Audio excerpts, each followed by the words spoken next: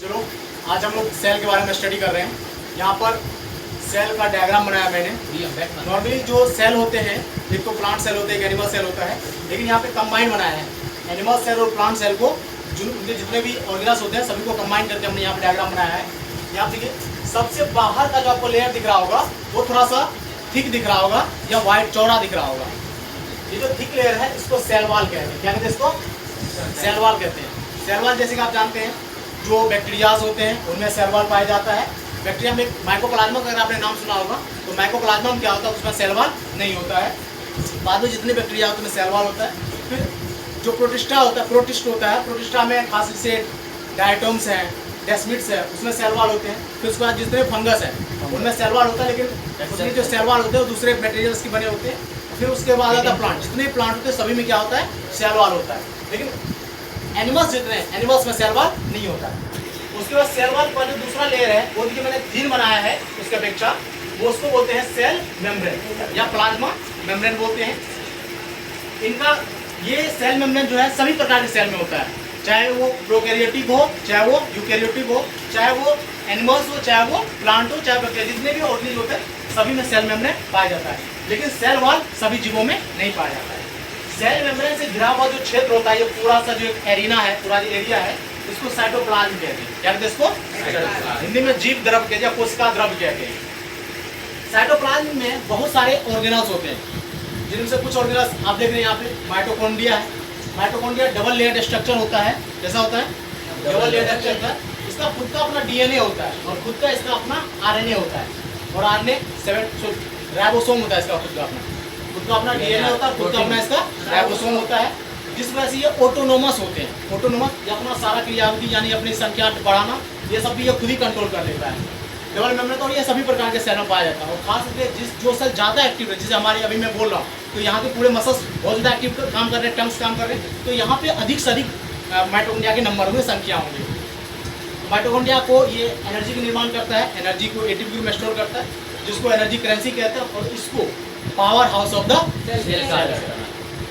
इसके बाद आप यहाँ देख रहे हैं दूसरा है क्लोरोप्लास्ट, चूँकि एक्चुअली होता है प्लास्टिड। प्लास्टिड को हिंदी में लवक कहते हैं, और प्लास्टिक जो है प्लास्टोस से है, जिसका अर्थ होता है मोल्डेड, यानी किसी दूसरे ढांचा में इसको ढाला जा सके।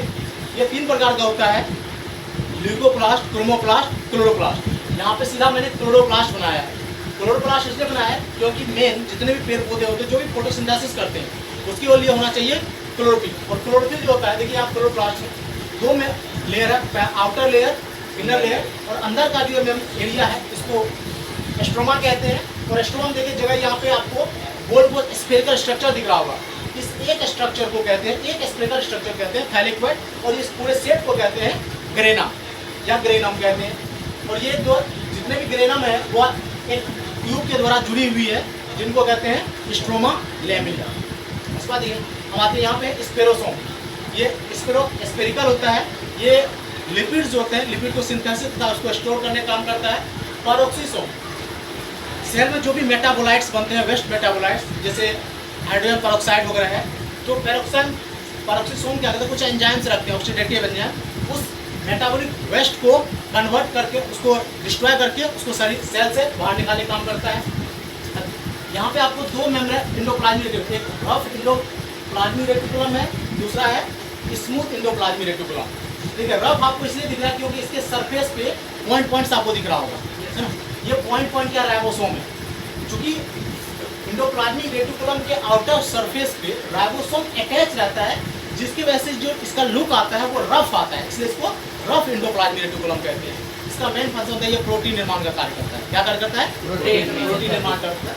दूसरे तरफ देखिए, ये इसको स्मूथ एंडोप्लाज्मिक रेटिकुलम बोलते हैं। ऐसा इसलिए है क्योंकि इसके सरफेस पे राइबोसोम अटैच नहीं है, जिसकी वजह से यह स्मूथ दिखता है, और ये लिपिड्स, कोलेस्ट्रॉल, इन सब का ये निर्माण करता है। और आप देखिए ये जो एंडोप्लाज्मिक रेटिकुलम, इसका जो निर्माण हो रहा है, देखिए जो न्यूक्लियस का जो न्यूक्लियर एनवेलप है उसके आउटर मेम्ब्रेन ही एक्सटेंड हो गया है आगे तक, वो पहुंच गया है सेल मेम्ब्रेन तक। तो ऐसा माना जाता है कि एंडोप्लाज्मिक रेटिकुलम का जो निर्माण है उसका निर्माण न्यूक्लियस के न्यूक्लियर एनवेलप के द्वारा ही होता है। तो देखिए उसके जस्ट नीचे आपको गोल्जी बॉडी दिख रहा है। गोल्जी बॉडी में ये जो लंबा दिख रहा है इसको सिस्टर्न कहते हैं। क्या कहते हैं इसको? सिस्टर्न कहते हैं। और नीचे जो गोल गोल सा है इसको वेसिकल कहते हैं। क्या कहते हैं? वेसिकल कहते हैं। ये हमेशा न्यूक्लियस के पास में रहता है। इसका मेन काम होता है पैकेजिंग करने का। एंडोप्लाज्मिक रेटिकुलम ये प्रोटीन बना रहा है, ये लिपिड बना रहा है, और यहाँ से मैसेज आ रहा है जो भी आरएनए जो कुछ भी बनता है उसको पैकेज करना, उसको मॉडिफाई करना और उसको सेल के बाहर ट्रांसपोर्ट करना, वो सारा काम इसका होता है। और ये एक बात और एंडोप्लाज्मिक रेटिकुलम के बारे में रह गया कि ये एंडोस्केलेटन के रूप में भी कार्य करता है। सेल को एक फ्रेमवर्क होता है ना, वो एंडोस्केलेटन रूप में भी ये कार्य करता है। और इंट्रा सेक्रेटरी सेल के रूप में भी काम करता है। सेल के अंदर कुछ सीक्रेट करना हो तो ये सेल के अंदर ही सीक्रेट करता है। इसके बाद आपने बड़ा सिस्टम है जिसको वैक्यूल बोलते हैं। बॉडी सर उससे अटैच रहता है क्या? नहीं, अटैच नहीं रहता, अटैच नहीं रहता, लेकिन उसका काफी क्लोज रहता है। आप इसके दूसरा प्रोटीन है इसमें आ पाता है। क्या होता है इसमें से प्रोटीन कैसे आता है सर उससे? देखिए, जैसे इसमें प्रोटीन बना तो प्रोटीन बनता है, तो प्रोटीन जो है ना, जो भी प्रोटीन होता है वो न्यू प्रोटीन होता है, वो मॉडिफाई नहीं होता, सीधा प्रोटीन बना होता है।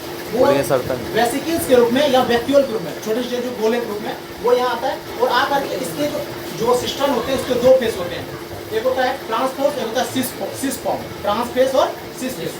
यहाँ से वो जब उसमें एंटर करता है और इससे होकर के निकलना शुरू, आगे बढ़ना शुरू करता है, और इसी दौरान उसमें मॉडिफिकेशन होता है। जैसे जितने प्रोटीन होते हैं 20 प्रकार के अमीनो एसिड से बनते हैं, लेकिन प्रोटीन डिफरेंट टाइप्स के होते हैं। उसको जो मॉडिफाई करने का जो काम किया जाता है ना, वो गोल्जी बॉडी मॉडिफिकेशन होता है। तो वो यहाँ से वेसिकल्स के रूप में आया, यहाँ पे एंटर किया, इसके 3-4 लेयर 5 लेयर होते हैं, सभी लेयर से गुजरते जाते हैं। और उस दौरान उस प्रोटीन को, एंजाइम आपने सुना, एंजाइम भी प्रोटीन के बने होते हैं, तो उस प्रोटीन को एंजाइम बनना है कि प्रोटीन या तो बोन का निर्माण करना है कि हेयर्स का निर्माण करना है, आई का निर्माण करना है, उसमें जो मॉडिफिकेशन चाहिए वो मॉडिफिकेशन यहाँ पे गोल्जी बॉडी में होता है उसका। इसके बाद जब मॉडिफिकेशन होता है तो फिर मॉडिफाई होकर के फिर उसको जहाँ भी सेल में जाना हो, चाहे दूसरे सेल में जाना हो, चाहे ब्लड में जाना हो, जहाँ जाना है तो वहाँ जाता है। लेकिन उसका मेन मॉडिफिकेशन यहाँ होता है। दूसरा दिया वैक्यूल।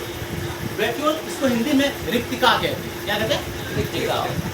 रिक्तिका समझ में आ रहा है, ये खाली होता है। क्या होता है? ये खाली होता है। ये सच में खाली ही होता है। ये एनिमल सेल में नहीं होता है, लेकिन हाँ जो लोअर एनिमल्स होते हैं जैसे अमीबा वगैरह, पैरामीशियम वगैरह है, उनमें ये होता है। लेकिन उनमें इसका साइज बहुत ही छोटा होता है, बहुत ही छोटा। वहाँ पे वो उसको होता है, पानी में डूबे नहीं, हमेशा सरफेस पे तैरते रहे। उन सब के लिए उसमें ये गैस वगैरह भर करके या अमीबा उसका फूड वैक्यूल ग्रुप में ये कार्य करता है। लेकिन प्लांट में ये बहुत बड़ा होता है। ये इतना बड़ा होता है कि लगभग ये कई बार 80 से 90% सेल का वॉल्यूम जो है ना अकेले ये कवर करता है। और इस कारण जो न्यूक्लियस होता है, जो अभी मैंने आपको सेंटर बनाया है, ये शिफ्ट हो जाता है पेरीफेरी में। तो इसका मेन काम होता है, क्योंकि देखिए एनिमल्स क्या है कि हम लोग जब चाहे जब पानी प्यास लगती है जाके पानी पी सकते हैं, भोजन कर सकते हैं। लेकिन पेड़ पौधे क्या हुआ, स्टेशनरी, वो एक ही जगह स्थिर रहते हैं, वो चल फिर नहीं सकते। तो क्या करते हैं, सामान के लिए उसको पानी अधिक हो गया या कोई गैस अधिक हो गया, कोई न्यूट्रिएंट्स या फूड मटेरियल अधिक हो गया, तो सोचेगा अगर इसको हम फेंक दें या निकाल दें तो कल अगर जरूरत पड़े तो हम कहाँ से लाएंगे। तो क्या होता है, कोई चीज़ सेल में एक्सेस हो जाता है, अगर उसको फेंकना बाहर निकालना तो बाहर निकालते हैं। लेकिन कई बार एक्सेस चीज़ को वैक्यूल में स्टोर कर लेते हैं। वैक्यूल क्या करते हैं, स्टोर करते हैं। 1-2 दिन बाद, 10 दिन बाद जब अचानक उसकी की आवश्यकता होती है तो फिर उसमें से निकाल करके ये ले लेते हैं। अक्सर नीट में एग्जाम पूछा जाता है कि वैक्यूल के मेम्ब्रेन को क्या कहते हैं। वैक्यूल का जो मेम्ब्रेन होता है वो सिंगल मेम्ब्रेन होता है और उसको क्लोरोप्लास्ट बोलते हैं। ठीक है, ऐसा देखिए यहाँ पे मैंने सेंट्रियोल बनाया है। सेंट्रियोल जो होता है हमेशा पेयर में होता है, हमेशा क्या होता है, पेयर में होता है। और ये सेल डिवीजन में बहुत मदद करता है, और खास करके एनिमल सेल में पाया जाता है। एस्टर फॉर्मेशन, जब स्पिंडल एपरेटस आप सेल डिवीजन पढ़ोगे तो वहाँ पे स्पिंडल एपरेटस का निर्माण होता है। वहाँ स्पिंडल एपरेटस में सेंट्रियोल का बहुत बड़ा योगदान होता है। लाइसोसोम आप लोग इसके बारे में जानते होंगे। ये ऐसा माना गया है कि लाइसोसोम में लगभग 50 डिफरेंट प्रकार के एंजाइम होते हैं।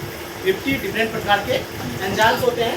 वो सारे एंजाइम एक ही लाइसोसोम में नहीं होते, डिफरेंट कई सारे लाइसोसोम में होते हैं। मान लीजिए एक लाइसोसोम है जिसमें 10 एंजाइम है, उधर 40 रह गया ना। तो ऐसे प्रकार से डिफरेंट लाइसोसोम में डिफरेंट एंजाइम के विभिन्न सेट होते हैं। तो इसीलिए मैंने यहाँ पे कई सारे बनाए हैं। तो एक सेल में कई सारे लाइसोसोम होते हैं, यानी कि डिफरेंट सेट्स के एंजाइम होते हैं। तो और ये खास करके कोई माइक्रोब्स आए या कोई जर्म्स आए या कोई फूड मटेरियल्स आ गए, उसको ये डिस्ट्रॉय, फॉरेन पार्टिकल्स उसको डिस्ट्रॉय करने का काम करता है। सुसाइडल बैग क्यों करते हैं? सुसाइडल बैग इसको सुसाइडल बैग इसलिए कहते हैं क्योंकि इसमें एंजाइम भरा हुआ है। और देखिए कोई भी जैसे आप सेल ही है तो ये बना हुआ किसका, प्रोटीन का, कार्बोहाइड्रेट का, फैट का, इन सब चीज़ का बना होता है। और इनमें जो एंजाइम होता है तो प्रोटीएज है, एमाइलेज है, लाइपेज है, डीएनएज है, यही सब इसमें एंजाइम रहता है। तो जैसे कई बार क्या होता है, ये अचानक से फट जाता है, किसी कारणवश ये फट जाता है, तो जो एंजाइम होता है वो सीधे खुल जाता है साइटोप्लाज्म में। और जैसे बोलते तो एंजाइम को नहीं मालूम है ना कि फॉरेन कौन है कि अपना कौन है, तो वो क्या करता है जहाँ पे जाता है वहाँ की उस चीज़ को डिस्ट्रॉय करना शुरू करता है। तो फिर से बताइएगा सर। लाइसोसोम में एंजाइम्स भरे होते हैं, ठीक है। उस एंजाइम का मेन काम होता है चीज़ों को डिस्ट्रॉय करना, है ना। फॉरेन पार्टिकल्स आया तो लाइसोसोम उससे अटैच होता है और उसमें जाके एंजाइम रिलीज करता है, तो उस चीज़ को वो डिस्ट्रॉय कर देता है। लेकिन कई बार ये अपने आप फट जाता है, अपने आप ये फट जाता है। फटने से क्या होता है कि जहाँ फटता है, जिस सेल में फटता है, उस सेल में वो सारे एंजाइम क्या होते हैं, निकल आते हैं। अब जब एंजाइम निकले तो एंजाइम का सीधा काम है डिस्ट्रॉय करना, डाइजेस्ट करना, तो वो क्या करता है उस सेल को ही डाइजेस्ट करने लगता है। अब सेल जैसे प्लाज्मा में आप जानते हैं कि ट्राइलेमिनर स्ट्रक्चर होता है, इसमें जो है ना लिपिड के 2 लेयर, प्रोटीन के 1 लेयर होते हैं। अब ये यहाँ पे बिल्कुल प्लाज्मा मेम्ब्रेन के बगल में इस लाइसोसोम वो फट गया। अब वहाँ से जो प्रोटीनेज एंजाइम निकलेगा वो क्या करेगा, प्रोटीन को डिस्ट्रॉय करेगा। प्रोटीन डिस्ट्रॉय करेगा तो सेल मेम्ब्रेन डिस्ट्रॉय होगा। सेल मेम्ब्रेन वो क्या करता है उस सेल को डिस्ट्रॉय कर देता है, इसलिए इसको suicidal wave of the cell कहते हैं, आत्महत्या की थैली, यानी खुद से ही खुद को मारना। सर तो सर सेल डेड हो जाएगा। हाँ, सेल डेड हो जाता है, सेल डेड हो जाता है। डेड होता ही है क्या नहीं, देखिए यहाँ मैंने कुछ इंक्लूजन बॉडी दिया है। देखिए सेल में एक सेल वॉल ये डेड होता है, ये लिविंग नहीं होता है, लेकिन सेल मेम्ब्रेन लिविंग होता है। और भी जो ऑर्गेनल्स है वो अधिकांश लिविंग होते हैं, लेकिन कुछ चीज़ें होती है सेल में जो कि नॉन लिविंग, जैसे मान लीजिए जैसे सेल में फूड बना तो कार्बोहाइड्रेट उसको स्टोर करेगा। अगर ग्लूकोज है या प्रोटीन है या फैट है या विटामिन है, मिनरल्स है या और भी कुछ केमिकल्स है, उनको क्या करता है वो स्टोर करता है सेल में। तो उस सभी को जितने भी इनऑर्गेनिक सब्सटेंस होते हैं या नॉन लिविंग सब्सटेंस, इन सभी को एक साथ इंक्लूजन बॉडी क्या कहते हैं, इंक्लूजन बॉडी। इंक्लूजन बॉडी में ही आपने रिजर्व फूड का नाम सुना होगा, रिजर्व मटेरियल का नाम सुना होगा, वो सब इसी के अंतर्गत आते हैं। राइबोसोम आप जानते हैं, राइबोसोम राइबो जो है ना, राइबो न्यूक्लिक एसिड आरएनए से आया, सोम मतलब द बॉडी, यानी ऐसा बॉडी जो आरएनए का बना होता है, ठीक है। राइबोसोम खास करके प्रोटीन का निर्माण करता है। किसका निर्माण करता है, प्रोटीन। अब अगर प्रोटीन का ये खास क्यों निर्माण करता है, तो आप जानते हैं जो आरएनए होते हैं वो 3 प्रकार के होते हैं, RNA, tRNA and mRNA. MRNA को मैसेंजर आरएनए करते हैं, वो डीएनए को रीड करके उसमें कौन सा इन्फॉर्मेशन, उस इन्फॉर्मेशन को रीड करके लाता है, और फिर टीआरएनए और आरआरएनए के साथ मिल करके ये प्रोटीन, क्योंकि प्रोटीन के बनने का जो इन्फॉर्मेशन है वो डीएनए में, और डीएनए को रीड करके आरएनए लाता है, इसीलिए राइबोसोम सभी मिल करके ये प्रोटीन का निर्माण करते हैं। इस वजह से राइबोसोम को प्रोटीन का फैक्ट्री कहते हैं। रीड क्या करता होगा सर? अब जैसे देखिए उसमें जो मैसेज होता है, जैसे AGC ये सीक्वेंस है डीएनए में, ठीक है। अब आरएनए जाएगा तो आरएनए इसमें जुड़ेगा TPCG। अब ये सीक्वेंस है। अब मान लो कि दूसरा डीएनए का उसमें सीक्वेंस अलग होगा, तो इसी सीक्वेंस को रीड करके लाता है। अब जब इसे रीड करके लाया TTGC, तो आपको पता होना चाहिए कि एक प्रोटीन निर्माण हो गया, एक अमीनो एसिड के निर्माण के लिए ट्रिपल कोड एक कोडोन होता है, जो जेनेटिक को 12th क्लास में आपको पढ़ने के लिए है, कि आप लोग नहीं पढ़ेंगे। जेनेटिक कोड होता है जो 3 न्यूक्लियोटाइड के बने होते हैं, ठीक है, एक अमीनो एसिड के लिए। तो उसको फिर रीड किया जाता है, और उसी को रीड करने के बाद इस प्रोटीन निर्माण होता है। ये थोड़ा लंबा प्रोसेस, अभी आपको बिल्कुल समझ नहीं आएगा। वैसे आप इतना जानो कि राइबोसोम जो है ना मिल करके और सबके साथ प्रोटीन का निर्माण करता है, इसको प्रोटीन फैक्ट्री कहते हैं। अब देखिए यहाँ पे आप सेंटर में देखिए न्यूक्लियस है, सेंटर न्यूक्लियस है, जिसके चारों आपको मेम्ब्रेन दिख रहा है, न्यूक्लियर एनवेलप कहते हैं। आउटर मेम्ब्रेन होता है और इनर मेम्ब्रेन होता है। इसके सरफेस पे भी क्या होता है, राइबोसोम अटैच रहता है। और चूंकि राइबो जो न्यूक्लियर एनवेलप होता है, जगह जगह उसमें पोर होते हैं, इस पोर के थ्रू जो न्यूक्लियोप्लाज्म होता है वो साइटोप्लाज्म से कनेक्ट रहता है। न्यूक्लियोप्लाज्म में क्रोमेटिन फाइबर पाया जाता है और न्यूक्लियोलस पाया जाता है। ये जो क्रोमेटिन फाइबर है, क्रोमेटिन फाइबर में डीएनए प्लस हिस्टोन प्रोटीन रहता है, और इसको और अगर क्रोमोसोम बनाना हो तो नॉन हिस्टोन क्रोमोसोमल प्रोटीन भी इसमें पाया जाता है। तो इसको डीएनए नहीं कहते, इसको क्रोमेटिन या क्रोमेटिन फाइबर बोलते हैं। डीएनए इसके अंदर होता है, ठीक है। और न्यूक्लियस ये काफ़ी डेंस स्ट्रक्चर होता है, डार्क होता है और स्पेरिकल होता है, और ऐसा माना जाता है कि ये आरएनए को स्टोर करता है और आरएनए का ही निर्माण करता है। ये खास करके सेल का फंक्शन। और सेल को जो न्यूक्लियस होता है, न्यूक्लियस को डायरेक्टर ऑफ द सेल कहते हैं। न्यूक्लियस